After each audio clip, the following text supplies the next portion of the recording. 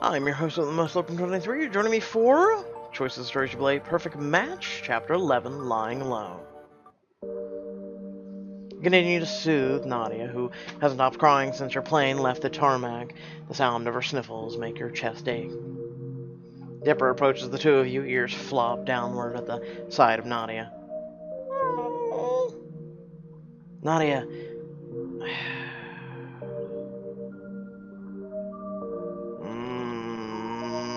Let it all out, I've got you. I'm so tired of feeling like this, Billy.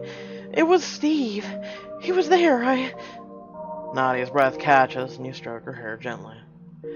I know leaving him was the right thing to do for everyone, but it still sucks. Big time.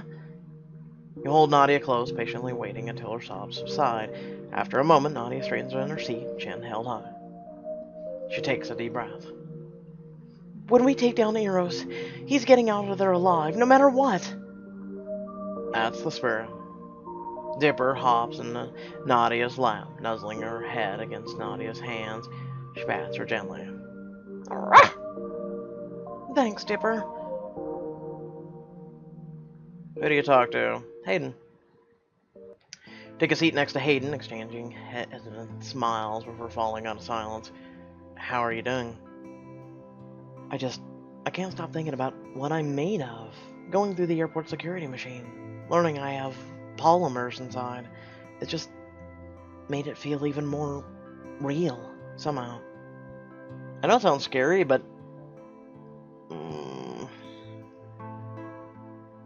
I'm here for you.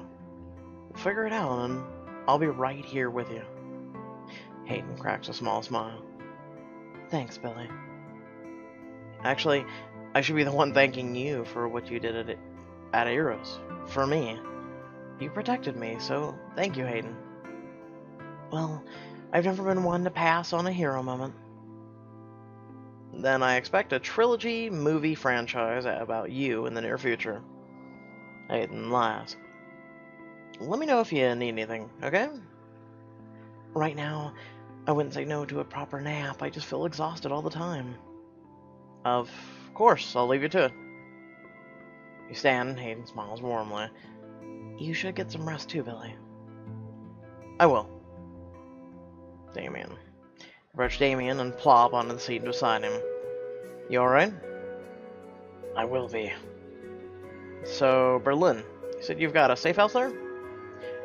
Interpol's safe house, yeah.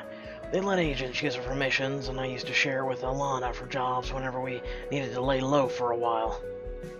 Who's Alana? My former partner in NYPD. We worked for Interpol on a couple missions together, namely to track down a drug lord. She's a fierce one, incredibly smart. Difficult, some would say. We were more than partners for a while. I'm sorry, Damon. Don't be. Anyway, I doubt we'll run into any agents there. They only use it in case of emergency. What happens if they're having an emergency? Come on, man. Try and catch some shut-eye while you can, man. Good call. I'll do what I can. Scoot out of your seat and go check on the others. Time to go check on our pilot. You knock before entering the cockpit. Sloane visibly jumps, but recovers with a nervous smile. Hi. Hey, everything alright in here? Of course it's alright. Everything's cool. Great. Fantastic. What's up with you? Sloane, your voice has turned all squeaky. Psst, no, that's because I'm in my element.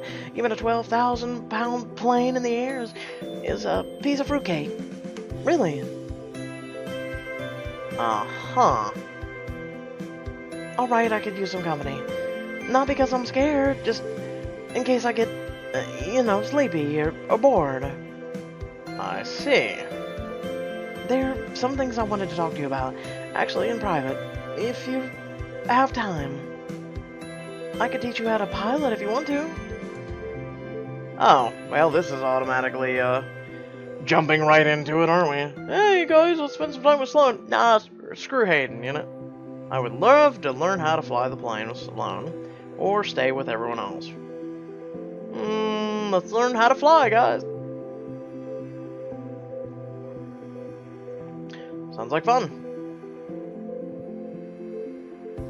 Close the cockpit door behind you with a thud. Sloane grins from ear to ear. Never sat in a co-pilot chair before. Then make yourself comfortable. You're both quiet for a moment, taking in the view. And that is quite a beautiful view. However, I'd rather look at the sky.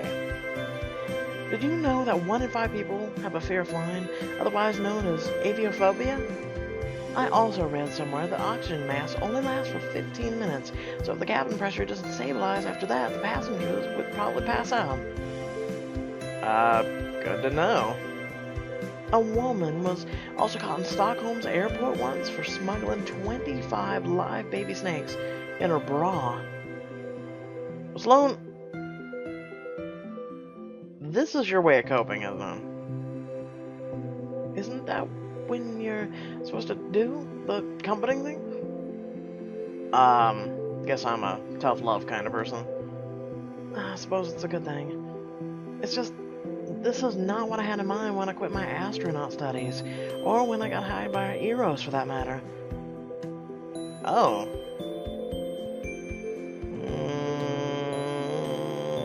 Why AI and Eros? I think AI gives us a chance to push the limits of humanity across every discipline. It's exciting to imagine what we can accomplish in the near future. Matches are also easier to read and interact with than people. In my opinion, at least. I was contacted by Eros personally after my thesis on Introduction to Algorithm and Machine Learning was published. Wow. Just, wow. Sloane clears her throat, her cheeks turning rosy. Anyway, it was just my mom who always encouraged me to be whoever, whatever I wanted to be. You must have looked up to her. I did. I was homeschooled till I turned 12, so we were inseparable. She wasn't just a parent, you know? She was my teacher, my older sister, also my best friend. That's really sweet. She always told me being a full-time mom was harder than any job. I never really understood her until, well, Hayden must hate me now. She barely said a word to me since we left Damien's office. No one in this plane has an actual reason to trust me. Hayden doesn't hate you. I trust you. We have no choice but to work together. I trust her. I understand why you did what you did. It wouldn't be right leaving her with Eros. Really? Of course. Besides, I've done way worse things in my life. Worse than stealing a gargantuan company's property.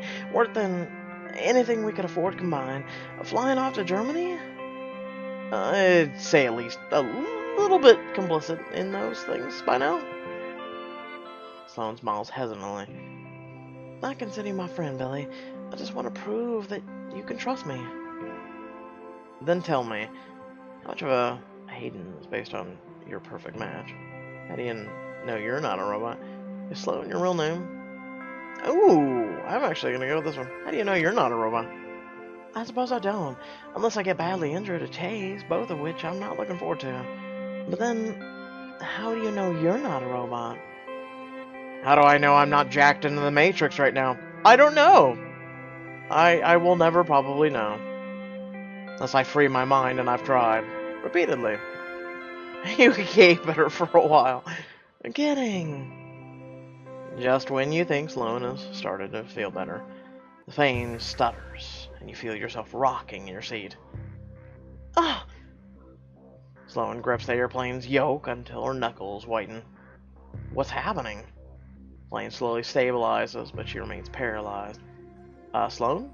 It's okay, it's just light turbulence.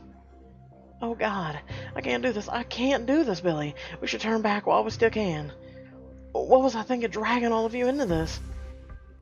Sloane, you should take a deep breath and scream! Think of your happy place. Hold my hand.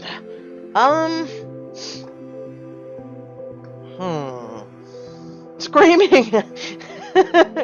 Screaming technically does work. And then your voice turns to shit afterwards. I'm gonna go with think of your happy place. Okay, I'm in my old room. It's nighttime, it's cold, but I'm all snuggled up under the covers. I can see the moon outside, and on my ceiling, there are glow-in-the-dark stars, constellations. Orion? Orion. Everything's quiet, and I'm drifting to sleep. You know, Sloane's grip slowly relaxing. There you go. You got this, okay? Okay. Thank you, Billy, for being here. And don't mention him. Sloane smiles brightly, her eyes locked on yours. Now, I seem to remember promising a frying lesson. That you did.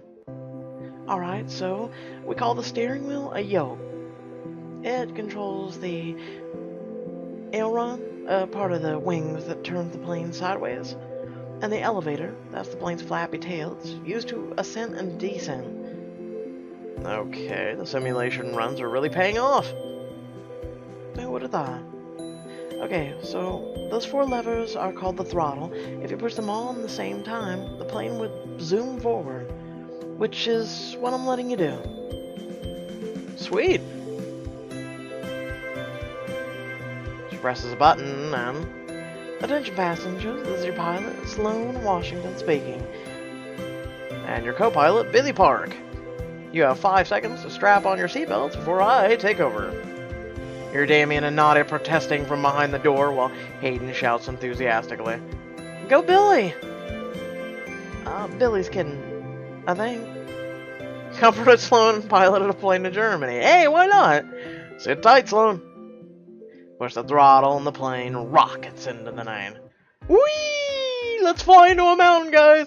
After a long flight and a painful car ride to the outskirts of Berlin, you finally reach Damien's safe house. Oh, I like it. A little cottage, a little homey. I like the bushes and shit. Oh, I'm so tired and hungry and tired. And hungry? Yeah. I'm more worried about Cecile's gonna pop up from one of those bushes. This is why I stick with small potted succulents. Damien rounds the cottage, pressing his fingers against the wall's grooves in search of something. He stops near the window, pulls a loose brick, and reaches his hand inside to reveal a silver key. Right where I left it. He locks the door, and you step into the dark together. Light flickers on after a few flickers, and unveiling a rustic medieval-style interior. Ooh, and there's a bottle of wine for us. Benevido, mi casa. Not current house, but you guys know what I mean. Deborah immediately takes off from the living room to explore the premises. Not too shabby, Dee. I think Interpol's looking for some intern agents with no experience. I'll happily brush up on my resume for this pleasant dwelling place. Looks something like I once saw on the cover of Better Home Living. I second that. I'll work my way to an invisible poison and deadly cocktail specialist. Damien chuckles, giving everyone a brief tour of the compound. There's a kitchen, a couple bedrooms, a wardrobe stash with disguises, and a few decent clothes, a wide backyard. And the best part is, we have this place all to ourselves. Until your friend suddenly needs a safe house. Yeah, think again. Called it! Everyone whirls around to see a woman standing by the door, her hands full with bags of groceries. Ah! A person! There's a person other than us in the room! Alana, what are you doing here? Alana? Not exactly your business anymore, is it, Nazario? I'm sorry, I... Move. She saunters to the kitchen, everyone parting as if under a spell. Everyone, this is Alana Kuzuma, my ex-partner when I was working with the Force. Alana's still with Interpol. Alana, everyone. The door's that way, everyone, and Damien, leave the key where you found it. Hey, it's nice to finally meet you. I like what you've done with the place. Very, rustic. Alana looks at you as if she's seeing you for the first time. I agree. I like your fireplace, and the garden, and the rug. Intricate patterns and bold colors. Is it Persian, by any chance? Alana folds her arms, flipping her hair smoothly. It's from Uskia. Did Becca sell it from... Just never mind. We're done. Oh, Alana, I didn't know you'd be here, I swear. Otherwise... Damien takes a deep breath. I wouldn't be here if I had a choice. We just need somewhere to rest for a while. You on the run? Damien nods solemnly. A look passes between them, and Alana's stance slowly softens. One night. Thank you. Great! Now that we're all best buds, can we please have dinner? Nadia? Alana points at Sloane and Hayden in turn. Alright, glasses and suspiciously attractive person. These potatoes aren't going to wash themselves. Of course. Potatoes. We can do with potatoes, right, Hayden? Hayden nods. Leave dinner to us. Then, I'll get more firewood. And I'll show you to your rooms. You and Nadia turn to each other. Nadia points to herself and mouths us. Come on, Tweedledee and Tweedledum. She walks towards a dimly lit hallway, her boots pounding against the wooden floors. Dipper comes rushing from behind you, sniffing Alana suspiciously. Who's this? Oh, that's Dipper. Sloane and Hayden's dog? Dipper, go find Sloane. Her trots to the kitchen, and Alana shakes her head with a sigh. Alana, why did you let us stay? Do you come here often? Are you currently on a mission? No, but even if I was, it'd be classified. Can't accidentally spill Interpol's juicy secrets over mashed potatoes, right? Right. Like you have juicy secrets. She enters one of the master bedrooms, and Nadia's eyes light up at the sight of the massive wardrobe. Is this where you stash all your undercover Interpol outfits? More like things I never wear. Billy, come here! He watches Nadia sifts through one hanger after another, catching blurs of frilly red dress, a stewardess outfit, a bunny jumpsuit, and a cop uniform, the only thing wrapped in plastic. That was Damien's. The uniform? And the bunny jumpsuit.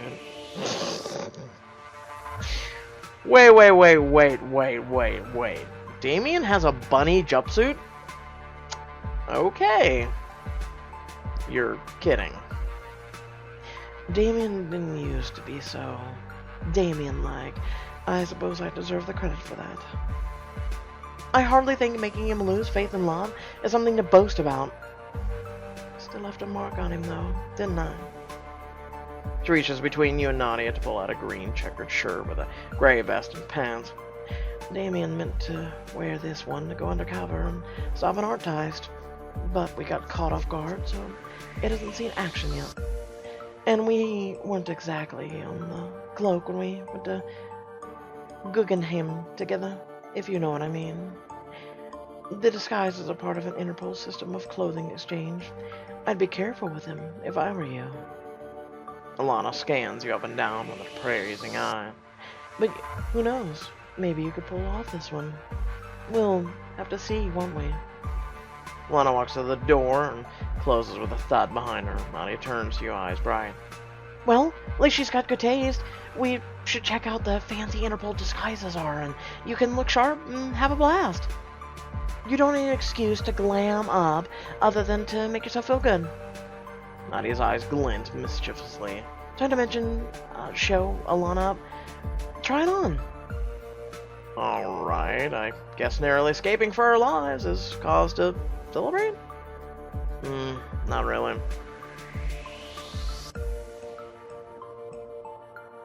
Huh. So that's Emerald Envy, and then I'm guessing the other one is normal, what we're wearing. Dapper and devilish with a dash of luck. Why not? Yeah, dash of duck, I'm guessing. Wow, get dash of duck. Dash of luck, I'm guessing is from the green. Ya Irish, yar. You look incredible, Billy. Thanks, Nadia. You unlocked an outfit in the closet. After an hour of preparations and settling in, everyone arrives for dinner. Billy, you look wonderful. I agree, very elegant. Well, a long transatlantic flight isn't a good look on anyone. Seems you all clean up after all. showed up for dinner in style. Thanks. Now, shall we feast? Alana sits at the head of the table, cutting slices of roast chicken with rosemary, while Nadia distributes the mashed potatoes.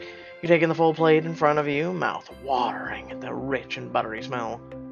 Let's dig in. Das metaphorical talk. We don't want dents on the gorgeous mahogany table. Bon appetit. Or, over here, it's guten Appetit. Yes, I've taken a few German clients out for New York pizza. So, is anyone going to tell me why you're on the run? Or do I have to get 3 guesses? Hey, I guarantee you won't, out of all 3 guesses, guess the correct one. Everyone immediately digs into the food, averting their eyes from Alana. She turns to you with a slow grin spreading on her face. Guess they've elected you as the spokesperson, Billy. It's a long story. And it's a long dinner. Fine, tell her everything. Nadia and I signed up for a matchmaking company called Eros Incorporated, but it turns out, once you finish telling everything, a look of realization dawns on Alana's face. Really? I've heard the rumors of advanced tech companies taking AI to the next level, but I wouldn't have guessed. And I mean that as a compliment, Hayden. Hayden purses her lips and a forced smile. How did you find out?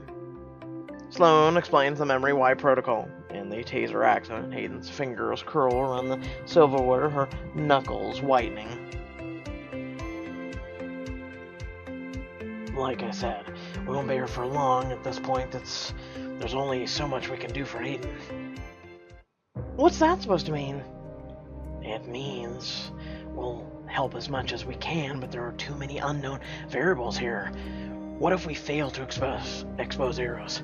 What if we come face to face with them again? Like it or not, Eros is only after Hayden and Sloane. And both of you are better equipped to deal with what's coming than the rest of us. Dee, you can't be serious. After seeing their file, all of our heads are on Eros' chopping block.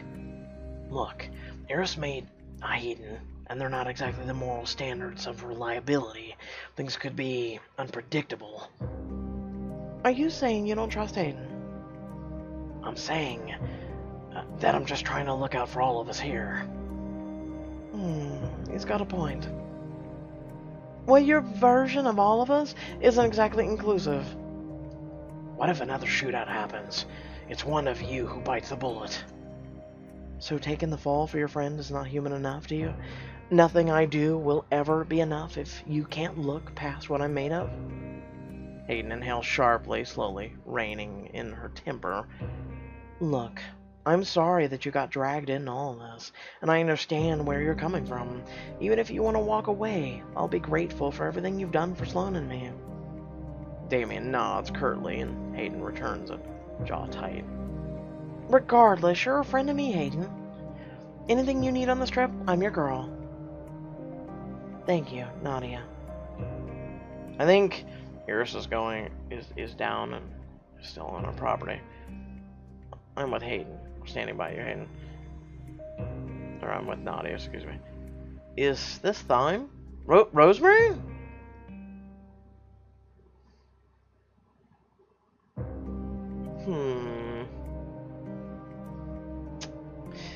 I'm gonna go with standing by you. I appreciate that, Bella. Don't mind Damien. He's always been careful. Fractus. Damien.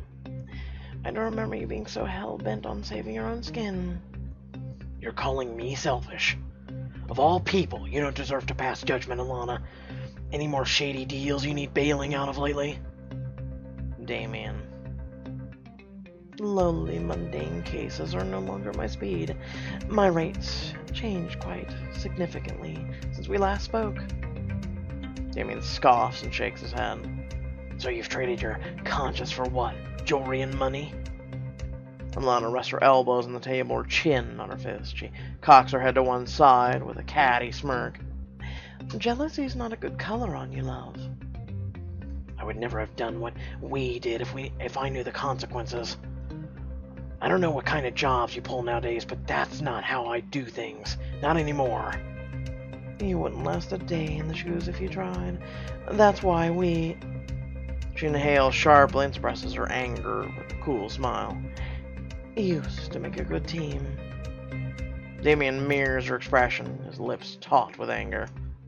Used to. You and Sloane and Naughty exchange uneasy glances while Hayden remains quiet. So, who wants more chicken? Not me. Can I leave the room now? Hayden, you want to go? There's Hayden retreating to her room with slumped shoulders. She barely said anything tonight. Yeah, I'll make sure she's okay. Catch up with Hayden and tap her lightly on the back. You okay? Go find Sloane, Dipper. It's okay, girl. Dipper reluctantly leaves you and Hayden alone. Yeah, just need some time to think. I'm trying to process, except this whole not human thing. I just feel so unsure of who I am and what my identity is. I know this is not an ideal after meal before bed conversation. Hayden sighs, closing her eyes for a beat. Maybe we should find a place to sit down and talk for a bit. Something that's not the middle of a hallway. Of course. Walk out in the backyard and sit on a nearby bench. I'm sorry. I just don't know who else to talk to about this, Billy. Anytime I try to bring this up with Sloane, she looks at me with so much guilt, and I hate making her feel that way. Oh, Hayden. Hayden chuckles humorously. Maybe that's not even my actual name. Probably a model or something. I'm sorry. This might sound crazy, but I've actually been thinking about changing my name. You know? Start on a new slate, at least with my first name. The name Hayden is special, but I don't know. Hayden, become such a big part of who you are.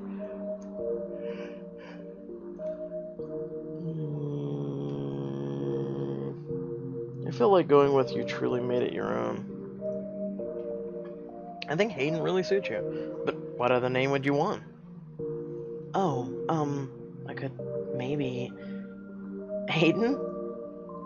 She grins sheepishly and you both laugh. Yeah, you're right. I can't imagine being called anything else. Just because they gave this name to me doesn't mean I can't take ownership of it and make it into what I want. I define Hayden, not them. Exactly. The two of you stand there awkwardly. Hayden opens her mouth to say something, but decides against it. What is it? Now that we know about what I am, I'll understand if you feel like we're no longer right for each other. It's a lot to process, and I understand if it's too much for you. But you mean the world to me, Billy. Hayden smiles, struggling to keep her eyes on yours. As much as I hope you'll give us a chance, I would never force you into something you're not comfortable with. All I want for you is to be happy, even if it means simply being your friend. The choice you will make will affect your relationship with Hayden and other potential love interests in this book. Hayden? I want to be with you, and only you. I think we should keep our options open. I feel like we should just be friends. So a lot of people said and asked me, would you continue to still be with Hayden, knowing damn well she's a robot? And I say to you, if we would have never found out she was a robot, would we still be dating her? Yes. Yes, we would. Has consciousness. One could almost say she is self-aware. And she still has emotions just like us, feelings just like us.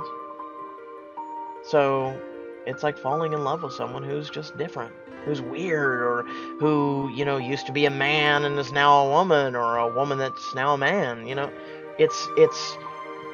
I'm an accepting person, and I'm a very open-minded person.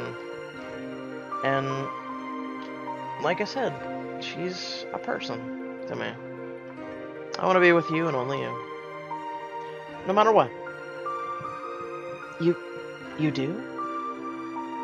Don't sound so surprised. I don't care if you're part mermaid or some alien from outer space. I'm crazy about you, Hayden Young. For a moment, Hayden merely stares at you, mouth agape. And then she hugs and lifts you from the ground, spinning you around. Hayden, watch the super strength. I'm so... Thank you. You chose Hayden against all odds. You and me will figure this out together. Wrap your arms around her and press your forehead against each other's.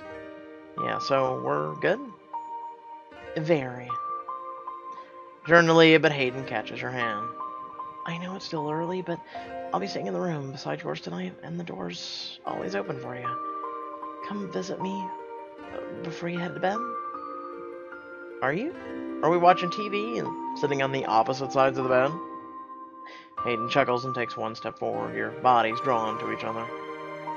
Sure, if that's what you want. And what do you want? Hayden's lips are only inches away from yours. She squeezes your hands. I think you know the answer to that.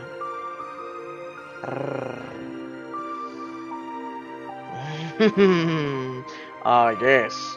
Yes, I do know the answer to that. I mean, what? I'll see you later tonight, then. Good. I'll be waiting. Hayden smiles at you one last time as you take your leave. Thump, thwack, thump, twack. What? What is that sound? Follow the noises until they lead you to the front door. Carefully you crack open the door to peer outside. Ay, bendito. Fact. Damien stands half naked in the moonlight, an axe in his hand, and you can see every muscle in his arms and shoulders as he slams the axe down, splitting a log in half. Whoa. Oh, hey Billy. Do you always chop wood half naked in the moonlight?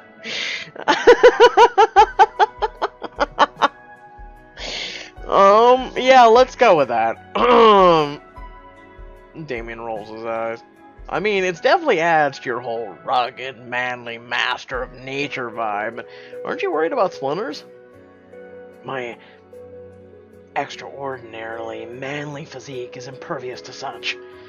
I'm really not in the mood, Billy, sorry. Hey, there's no need to apologize. Everyone seems to be having a rough night. That dinner was, intense. That was definitely not how I'd... Damien aggressively chops another log in half. Expected this to go. Do you want to talk about it, or not talk about it?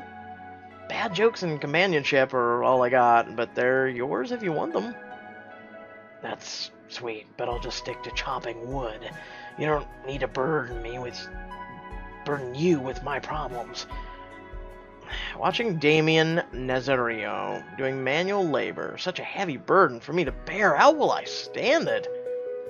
It's not that. They're just things you don't know. When you're around, Billy, there are things I've been meaning to... He runs a hand through his hair, restlessly rocking the axe against the chopping block, a moment before taking it up again with a frustrated growl. Forget it. Reaches for another log and slams it down. You don't need to worry about me, Billy. I'll be... fine. Oh! There's a diamond option. Oh. Okay. Well, shit. So we have a choice to have him express his feelings? And then have him, help him express his feelings. Why not? I'm not going anywhere. So, let me worry about you. His chest heaves with his labored breaths. He opens his mouth to argue with you, but sighs instead. Yeah, okay. He lines up another log on the chopping block and splits it clean in two with one strategic hit. So you seem to have a lot on your mind. Damien tosses the axe in the air to flip it around, catching it closer to the blade with a smirk and holding the handle end out to you. Why don't you give it a try for yourself? Time to chop some wood. Take the axe. Alright. You think the axes are a lot heavier than they look? You give the axe a few experimental swings. Careful with that. What? I thought the point was to get mad and swing at stuff. There's more to it than that. Come over here. I'll show you how to do this without killing us both. Gather around the stump. Damien's using a chopping block, and he places a fresh piece of wood on it. Okay, face the log with your feet apart for balance. Hold the axe out in front of you. Stanley places his hands on your hips to maneuver you into position. Okay, the next thing you do is actually look at the wood you're about to split. See these natural cracks? You want to hit the axe directly on one of the cracks, otherwise it's going to get stuck. Got it.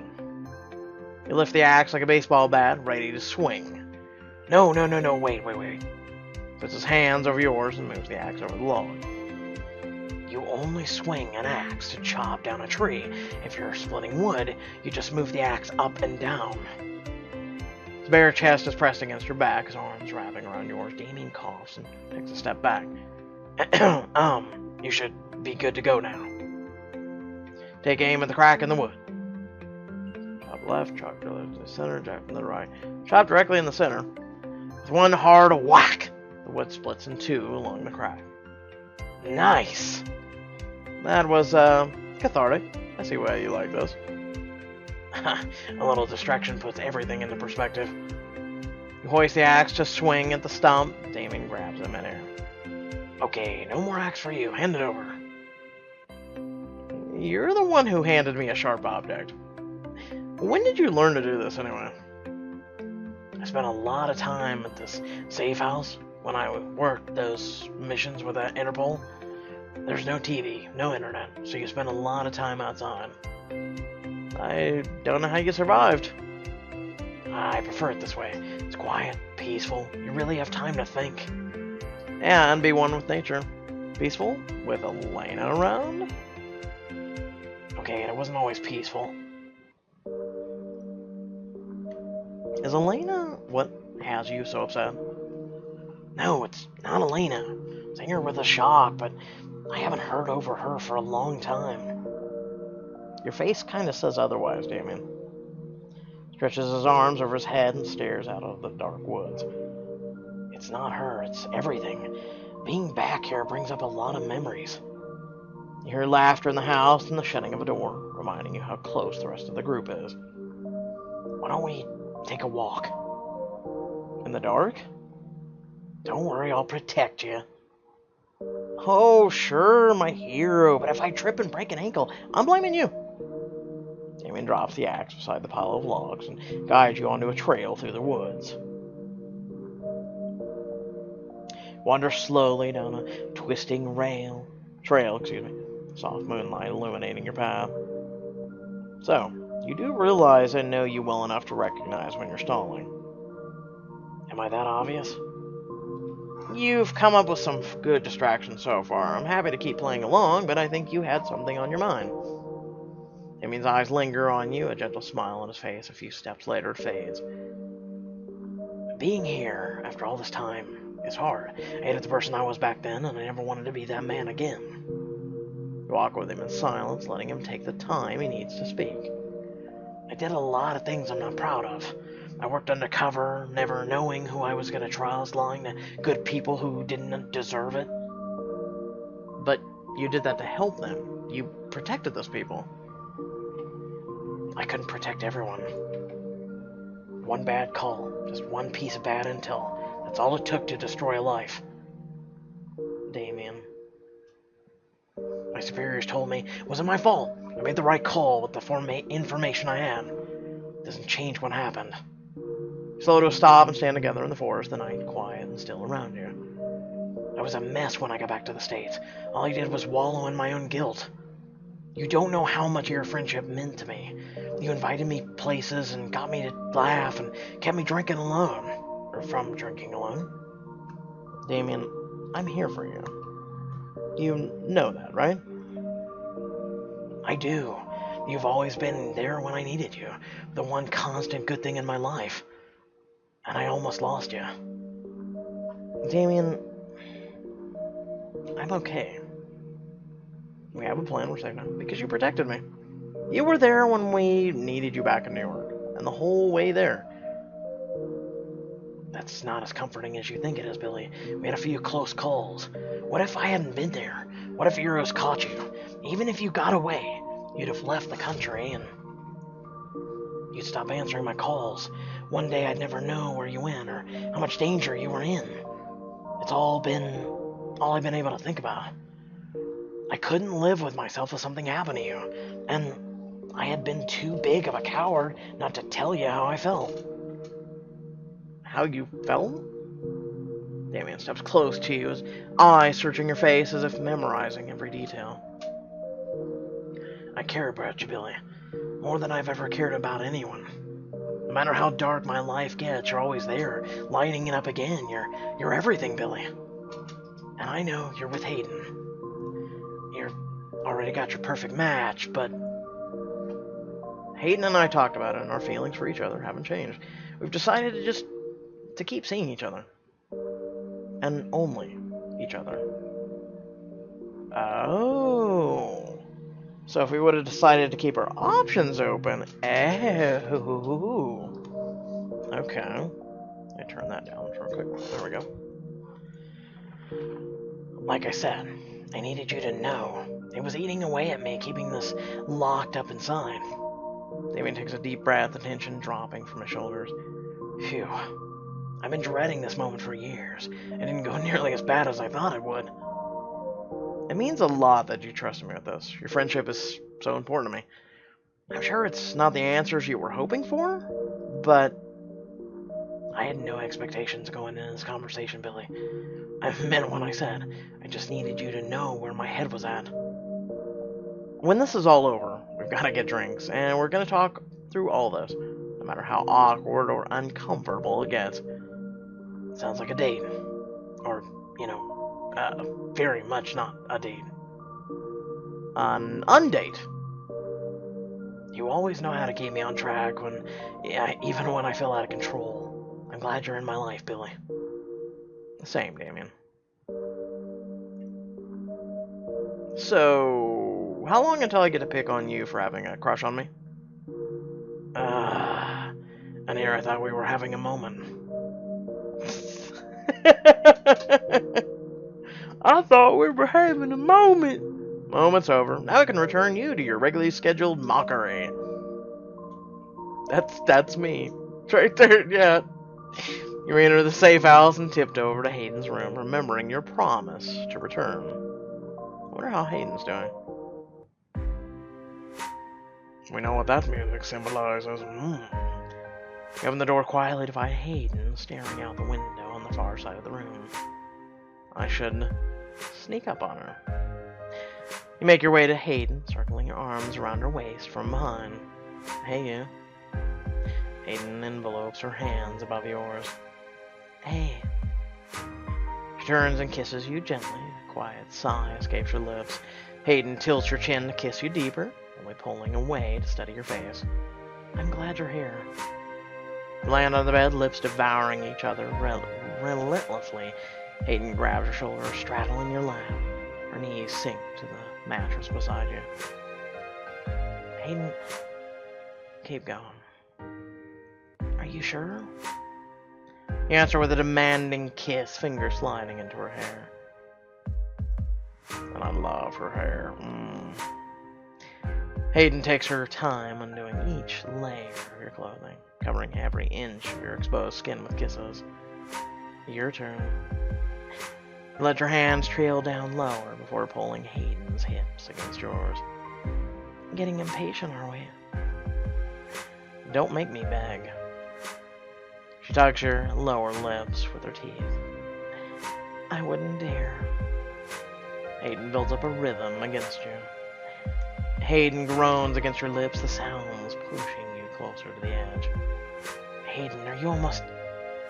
Hayden nods, unable to speak. Your hips move faster, harder. Your breathing grows erratic. Billy, look at me.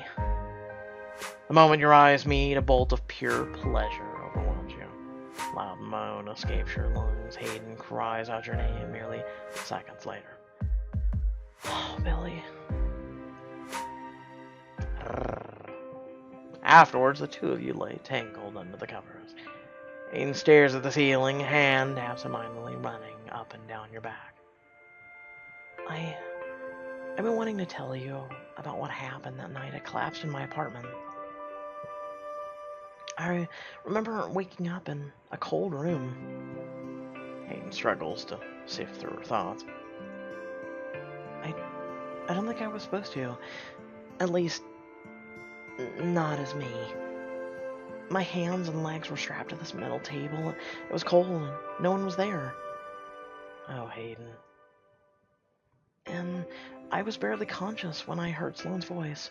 All of a sudden, she was hauling me up, and we were running, ducking cameras, and Eros, this too-good-to-be-true matchmaking service that I signed up to meet.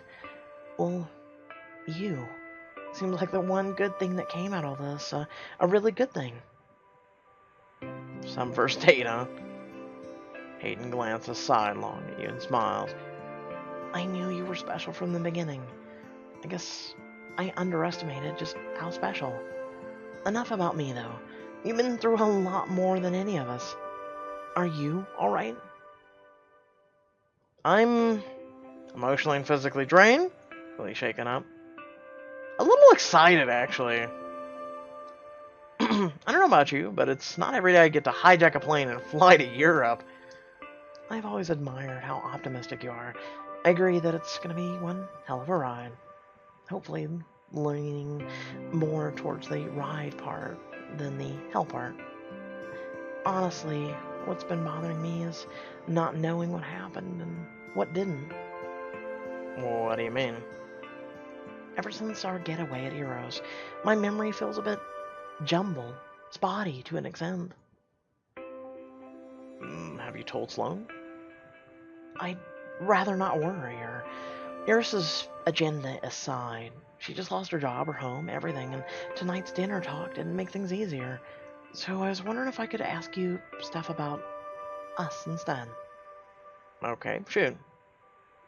Alright, so for our first date, after dinner, we went to a warehouse, I think. Your lock-picking skill was quite impressive. It's a miracle you didn't get caught. I'm part ninja. I blend with the shadows. I wonder if I'll get to go back there once all this is over. Going full circle would be nice. And then we went for an impromptu three-legged race upstate. Yep. No way I could forget those donuts. Which Nadia basically hogged. You know, the way you talked about her, I kind of expected her art to be paintings of pizza and abstract apple pie sculptures. They used to be. You should have seen her when she first started her artistic journey. Was she painting apples? Hayden laughs. I don't want this to feel like a job interview. I'm sure everything will come flooding back to me. Is there anything that's bothering you? Just one. How do you know your feelings for me are real? Hayden thinks about your question for a long while. I don't.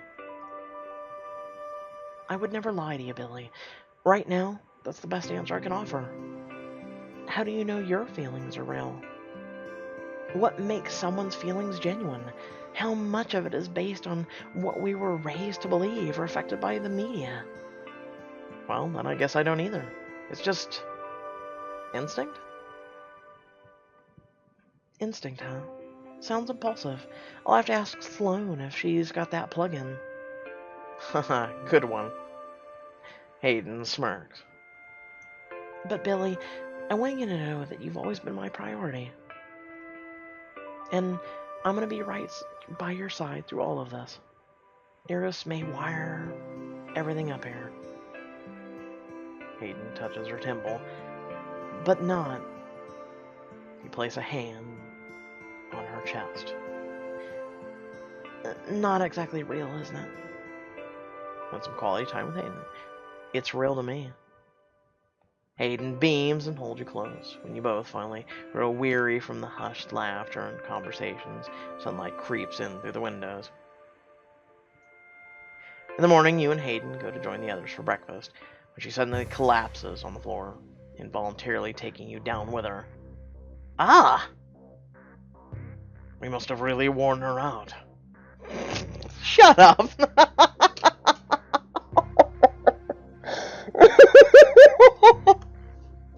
You take Hayden's face in your hands, shaking her desperately. She doesn't respond.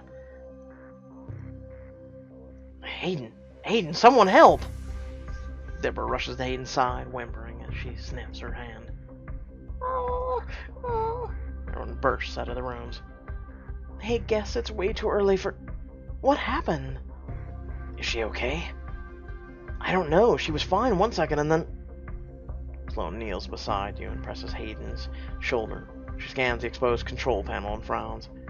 The power core's fried from the attack. This is code red issued by Euro standards. But there's a chance that she won't... Sloane takes a deep breath, unable to finish the sentence. Nadia squeezes her shoulder. If we replace the power core, she'll be okay though, right?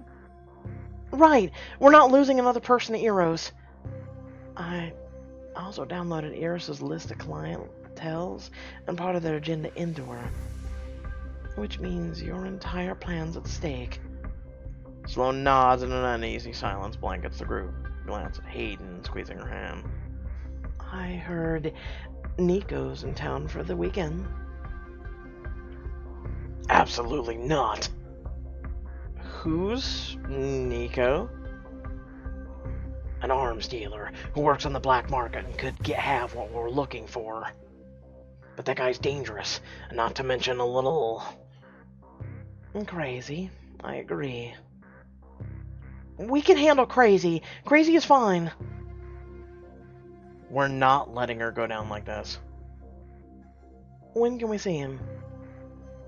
Well, Nico's frequents one of the most popular book clubs in Berlin, so you'll get to see him tonight. But you can't really go as you, no offense. Is that code word for a new secret identity? And some Black Ops 101 with Mr. Nazario himself. Let me guess, that's gonna cost diamonds, isn't it? With that being said, I hope y'all did enjoy the video. Feel free to like, comment, share, subscribe. Hit the description below. Links to social media or Discord and a few links to support me and my content. What'd you think about the video? It was good. Like I said, I believe that. Ask yourself. That's a very good question. Ask yourself. What makes you feel love? Do you have someone in your life right now that you can actually say you love? What makes you know that you love them? It's a feeling, right? And we have these things in our brain that wire us to have those feelings, right? Those sensations. Sometimes you don't love someone. Sometimes you do love someone. Sometimes, you know, the feelings of love can rival those of obsession or lust, if anything. So, what makes them so different? We in ourselves are biological computers in our head. Think about that. So, for those of you going, I don't know, you know, Hayden or whoever you're dating is a robot. I just don't know. What's so different? If the attack would have never happened, if we would have kept dating for months, years, married, maybe even had a kid, who knows if that's possible. Reminds me of Android 18 in Dragon Ball's, you know, universe. Who's to say you would have ever known, truly, and you would have thought it was true love? So think about that. How do you know you're not a robot right now? Aha! Maybe we're all robots. Technically we are. We have, you know, just biological CPU in our head. Without further ado, I thank you all for watching. You're all incredibly awesome. Remember to check out some of my other variety content on the channel. Tomorrow, Chapters comes out. Looking forward to doing that. And then also, I got a few more special gifts for you guys later today. So without further ado, thank you all for watching. Stay well, stay awesome, and stay kind to one another, and I'll catch you all in the next video. Peace.